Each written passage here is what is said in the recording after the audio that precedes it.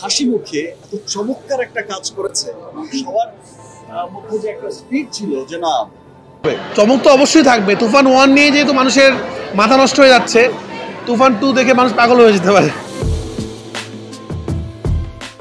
তুফানের আশ্চর্যজনক সাফল্যে নির্মাণ করা হচ্ছে তুফান 2। তবে সিনেমার নায়ক ঠিকঠাক থাকলেও নায়িকা নিয়ে একটা সংশয় তৈরি হয়েছে সকলের মাঝে। সিনেপাড়ায় কান পাতলে শোনা যাচ্ছে শাকিবের পরবর্তী সিনেমার নায়িকা হবেন অপু বিশ্বাস। তুফান সিনেমার প্রেস কনফারেন্সে শাকিবের বলা কিছু কথার পরে এমনই একটা আলোচনা তৈরি হয়েছে। তো চলুন জেনে নেওয়া যাক কি তার আসল রহস্য।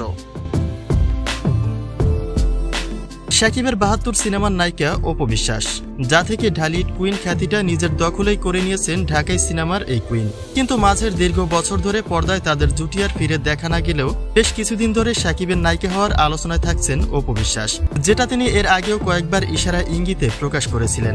আর দিন শেষে সেই বাস্তবতার দেখায় কি মিলতে যাচ্ছে কিনা সেই প্রশ্নটাই উঠে এসেছে।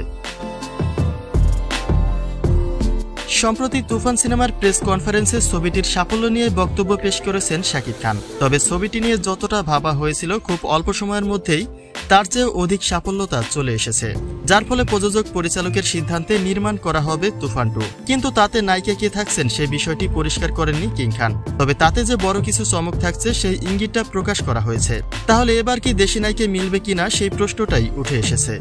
তো অবশ্যই থাকবে। তুফান 1 নিয়ে যেহেতু মানুষের মাথা নষ্ট হয়ে যাচ্ছে, তুফান 2 দেখে মানুষ পাগল হয়ে যেতে পারে।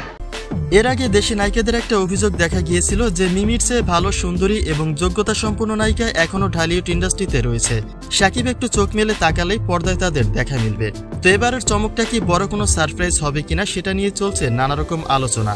কেননা পরিচালক রায়হান রাফি বলেছেন এবারের চমকে দর্শক পাগলও হয়ে যেতে পারেন। তো সেই পাগল করা সারপ্রাইজটা কি অপু বিশ্বাসের উপর দিয়ে যাচ্ছে কিনা সেই সন্দেহটাই রাখা হয়েছে।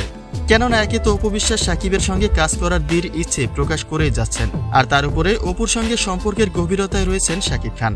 তো এই বিষয়টি বাস্তবায়ন হলে তা আপনার কাছে কেমন লাগবে তা কিন্তু নিশ্চয়ই কমেন্ট করতে ভুলবেন না।